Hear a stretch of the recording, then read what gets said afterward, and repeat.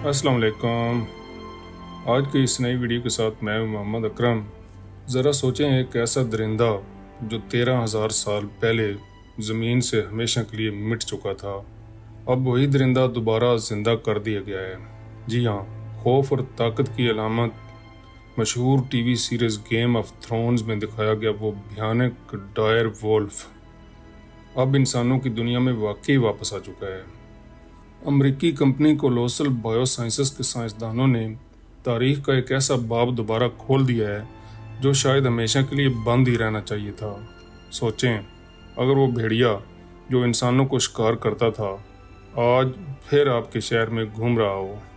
ये खबर बिजली की तरह दुनिया भर में फैल चुकी है, ख़ास तौर पर उन लोगों में जो गेम ऑफ थ्रोन्स के दो एकल डायर वोल्फ को नहीं भूले।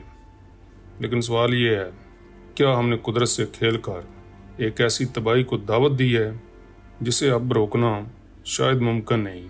दोस्तों, आज हम एक ऐसे साइंसी कारनामे की बात करेंगे जो पहले सिर्फ हॉलीवुड की साइंस फिक्शन फिल्मों में दिखाया जाता था। कोलोसल बायोसाइंसेस, वही कंपनी जो मामूद हाथियों को वापस लाने पर काम कर रही थी, अब एक और हैरान कुन मंसूबे में कामयाब हो गई है। जी हाँ, उन्होंने एक ऐसा जानवर क्लोन किया है जिसे साइंसी दुनिया इनोसेंट डायरस कहती है, और हम सब इसे जानते हैं बतौर डायर वुल्फ के। कोलोसल कंपनी का कहना है कि उन्होंने 3 बच्चे पैदा किए हैं, 2 नर रोमोलस और रेमस और एक मादा खालिसी। ये सब बच्चे अभी सिर्फ 5 माह के हैं और एक खुफिया मकाम पर उनकी खास देखभाल की जा रही है। कंपनी के मुताबिक ये उनकी पहली कामयाब डी एक्सटिंक्शन है, यानी कि एक मादूम मखलूक को दोबारा ज़िंदगी देना, और इनका इरादा यही रुकने का नहीं। आइंदा वो तस्मानियन टाइगर, डोडो बर्ड और वोली मेमथ जैसे जानवरों को भी वापस लाने की तैयारी कर रहे हैं। लेकिन इसके साथ बहुत से सवालात भी जन्म ले रहे हैं। क्या ये वाकई पहली कामयाब डी एक्सटिंक्शन है? क्या ये बच्चे असल डायर वोल्फ हैं? और सबसे अहम सवाल, इस तजर्बे का मुस्तकबिल पर क्या असर पड़ेगा? आइए अब इन सवालात के जवाब तलाश करते हैं और जानते हैं कि इस साइंसी तजर्बे के पीछे असल कहानी क्या है। तो चलिए पहले यह समझते हैं कि आखिर डायर वोल्फ था क्या। ये कोई आम भेड़िया नहीं था, बल्कि एक दो कामत खतरनाक शिकारी दरिंदा था। साइंस की ज़ुबान में इसे इनोसेंट डायरस कहा जाता है। यह जानवर बर्फानी दौर के दौरान शुमाली अमेरिका में पाया जाता था। मौजूदा ग्रे वोल्फ यानी कैनस लूपस से तकरीबन 25% बड़ा था। इसका वज़न तकरीबन 70 किलोग्राम था और कद एक बालग इंसान से आधा था। ये एक मुकम्मल गोश्तखोर दरिंदा था। इसके ताकतवर जबड़े, घनी खाल और मजबूत जिस्म ने इसे शिकार का बादशाह बना रखा था। कहा जाता है कि इसकी खुराक का 70% हिस्सा घोड़े, बैल या दीगर बड़े बड़े जानवरों पर मुश्तमिल होता था। इसकी खाल हल्की रंगत की होती थी, ऐसी कि बर्फानी मैदानों में ये बासानी छुप सके और शिकार को पलक झपकने में दबोच ले। डायर वोल्फ की मकबूलियत आज भी ख़त्म नहीं हुई। क्यों? क्योंकि HBO टीवी की drama series game of thrones में बहुत से लोगों ने इसका ड्रामाई रूप देखा है, ताकतवर, वफादार और ख़तरनाक कातिल। लेकिन हकीकत ये है कि यह जानवर तकरीबन 13,000 साल पहले नापैद हो गया था। दुनिया से इसका वजूद मुकम्मल तौर पर ख़त्म हो गया था और उस वक्त से अब तक सिर्फ इसका तस्वर ही बाकी था, और वो भी साइंस फिक्शन फिल्मों में। साइंस आज भी इस बात पर मुतफिक नहीं कि ये क्यों मादूम हुआ, मगर ख्याल यही किया जाता है कि मौसमियाती तब्दीलियाँ और बड़े शिकार यानी बड़े जानवर जिनका ये शिकार करते थे, इनका खात्मा इसकी तबाही का सबब बने। इसके फॉसिल्स सबसे पहले 1854 में अमेरिका की रियासत ओहायो से मिले थे और तब से अब तक हज़ारों बाकियात दरियाफ्त हो चुकी हैं। कभी ये जानवर शुमाली और जनूबी अमेरिका के मैदानों और जंगलों पर राज करता था। तो सवाल ये पैदा होता है, आखिर ये मुआजिज़ा मुमकिन कैसे हुआ? तो दोस्तों, इसके पीछे जदीद साइंस का सबसे ज़बरदस्त हथियार, जीनियाती इंजीनियरिंग और क्रिस्पर टेक्नोलॉजी। क्रिस्पर यानी कि जीन एडिटिंग टेक्नोलॉजी, जो साइंसदानों को DNA में इंतहाई बारीकी से तब्दीली करने की ताकत देती है। और ये 3 मराइल थे जिन्होंने डायर वोल्फ को तकरीबन 13,000 साल बाद दोबारा जिंदा किया। साइंसदानों ने डायर वोल्फ के फॉसिल्स यानी इसके दांत और कान की हड्डी से तकरीबन 13,000 से 72,000 साल पुराना DNA निकाला। پھر اس قدیم ڈی این اے کا موازنہ کیا گیا گرے وولف یعنی کہ جدید بھیڑیے کے جینوم سے، اور حیرت کی بات یہ ہے کہ دونوں میں 99.94% مماثلت پائی گئی۔ اب کی باری تھی تبدیلی کی۔ کرسپر کیس 9 ٹیکنالوجی کے ذریعے گرے وولف کے 14 جینز میں 20 ترامیم کی گئیں، ایسی ترامیم جو ڈائر وولف کی اصل خصوصیات واپس لانے کے لیے ضروری تھیں، جیسے بڑا جسم، طاقتور جبڑا، گھنی اور مخصوص رنگ والی کھال، یعنی جدید بھیڑیے کو پرانی نسل کے قریب تر بنایا گیا۔ تیسرے مرحلے میں جین کی ایڈیٹنگ مکمل کی گئی تو ان ترمیم شدہ جینومز کو ایمبریو میں شامل کیا گیا۔ پھر وہ ایمبریو منتقل کیے گئے پالتو کتوں کے رحم میں، اور کچھ مہینوں بعد پیدا ہوئے 3 صحت مند بچے، 2 نر رومولس اور ریمس اور ایک مادہ خالیسی۔ ایک صدیوں پرانے جانور کو ڈی این اے اور جینیٹک آلٹریشن اور جدید سائنس کے ذریعے واپس لایا گیا۔ یہ ہے وہ حیرت انگیز سفر جسے کہتے ہیں ڈی ایکسٹنکشن، یعنی کہ ناپید ہوئی نسل کو دوبارہ واپس لانا۔ اب سوال یہ ہے، کیا کولوسل بایو سائنسز نے واقعی ڈائر وولف کو واپس لا دیا ہے، یا یہ صرف سائنسی ہنر کا ایک مشابہ نمونہ ہے؟ کمپنی تو دعویٰ کر رہی ہے کہ یہ بچے ڈائر وولف ہی ہیں، مگر ماہرین کی رائے کچھ مختلف ہے۔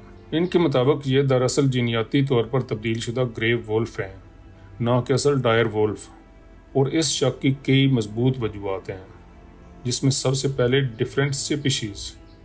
وہ کہتے ہیں کہ ڈائر وولف اور گرے وولف دونوں الگ انواع ہیں، بالکل ویسے ہی جیسے انسان اور چمپینزی چند جینز کو بدل کر ایک مخلوق کو دوسری میں مکمل طور پر تبدیل کرنا ممکن نہیں۔ دوسرے نمبر پہ انکمپلیٹ ڈی این اے۔ ڈائر وولف کا مکمل جینوم آج بھی سائنسدانوں کے پاس موجود نہیں۔ سائنسدان صرف جزوی ڈی این اے پر کام کر پائے ہیں، اور اس محدود مواد سے ڈائر وولف کی تمام اصل خصوصیات دوبارہ تخلیق کرنا فی الحال ناممکن ہے۔ تیسرے نمبر پر آتی ہے بات ظاہری فرق کی۔ پیدا ہونے والے ان بچوں کی سفید کھال ہے، جبکہ اصل ڈائر وولف کی کھال عموماً بھوری یا سیاہ ہوا کرتی تھی۔ یعنی صرف جینیاتی سطح پر کچھ تبدیلیاں لانا ظاہری طور پر ڈائر وولف دکھانے کے لیے کافی نہیں۔ سائنسدان کیا کہتے ہیں؟ کچھ سائنسدان اسے ایک قابل ذکر سائنسی تجربہ مانتے ہیں، لیکن ڈی ایکسٹنکشن کہنا انہیں مبالغہ لگتا ہے۔ مثلا یونیورسٹی آف کیلیفورنیا کے ماہرین پال ایس کہتے ہیں، یہ ایک کامیاب تجربہ ضرور ہے، لیکن مکمل ڈائر وولف کی واپسی نہیں۔ اور یونیورسٹی آف مین کی پیلیو ایکولوجسٹ جیکولین گل کا کہنا ہے کہ یہ محض ایک جینیاتی طور پر تبدیل شدہ گرے وولف ہے، اور ایسے تجربات اصل بایو ڈائیورسٹی کے تحفظ سے توجہ ہٹا سکتے ہیں۔ رویے کا فرق بھی اہم ہے۔ کچھ ماہرین کا کہنا ہے کہ ان بچوں کا رویہ بھی اصل ڈائر وولف سے مختلف ہوگا، کیونکہ یہ رویہ صرف جینیاتی نہیں بلکہ ماحولیاتی تربیت اور والدین کی پرورش سے بھی جڑا ہوتا ہے، جو یہاں ناممکن ہے۔ تو نتیجہ کیا ہے؟ بیشتر ماہرین کا خیال ہے کہ کولوسل نے جو جانور پیدا کیے ہیں وہ دراصل گرے وولف کی ایک جینیاتی قسم ہے، جن میں صرف ڈائر وولف کی چند خصوصیات شامل کی گئی ہیں۔ انہیں اصل ڈائر وولف کہنا سائنسی طور پر درست نہیں۔ اب سوال یہ نہیں کہ کیا ڈائر وولف واقعی واپس آ گیا ہے، بلکہ یہ ہے کہ یہ ٹیکنالوجی ہمیں کہاں لے جا سکتی ہے۔ اگرچہ اصل ڈائر وولف کو مکمل طور پر واپس لانا ابھی ممکن نہیں ہوا، لیکن کولوسل بایو سائنسز کی یہ کامیابی جینیاتی انجینئرنگ کی طاقت کو پوری دنیا کے سامنے لے آئی ہے۔ اب کمپنی کا اگلا ہدف ہے وولی میمت یعنی برفانی ہاتھی۔ 2028 تک کولوسل ایشیائی ہاتھی کے جینوم میں 85 جینز ایڈٹ کر کے وولی میمت کو دوبارہ زندہ کرنے کی تیاری کر رہی ہے۔ اور یہ بات صرف یہیں ختم نہیں ہوتی۔ ڈوڈو برڈ، تسمانین ٹائیگر اور کئی دیگر ناپید انواع کو بھی واپس لانے کے منصوبے زیر غور ہیں۔ یعنی شاید مستقبل میں ایسے جنگلات ممکن ہوں جن میں وہ جانور گھومتے ہوں جنہیں ہم نے صرف کتابوں میں پڑھا تھا۔ لیکن اس حیرت انگیز منظر کے ساتھ کچھ سنجیدہ اخلاقی سوالات بھی جنم لیتے ہیں۔ کیا یہ سب فطرت کے قوانین کے خلاف ہے؟ کیا ناپید جانوروں کو واپس لانا صرف انسانی خود غرضی نہیں؟ کیا یہ مخلوق نئے ماحول میں زندہ رہ پائے گی؟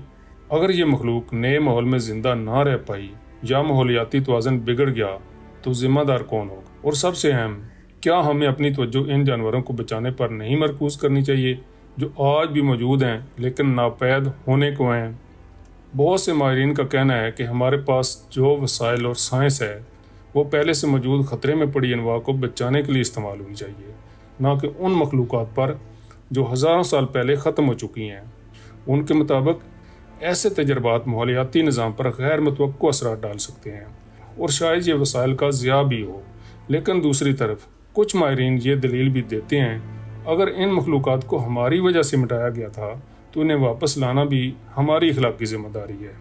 یہ بحث سادہ نہیں ہے اور شاید اس کا کوئی آسان جواب بھی نہیں، لیکن ایک بات طے ہے کہ یہ سائنس اب صرف دریافت یا تحقیق نہیں رہی، یہ ایک اخلاق، فطرت اور انسانیت کے سوالات سے بھی جڑ چکی ہے۔ یہاں ایک اور بات کرنا بھی اہم ہے۔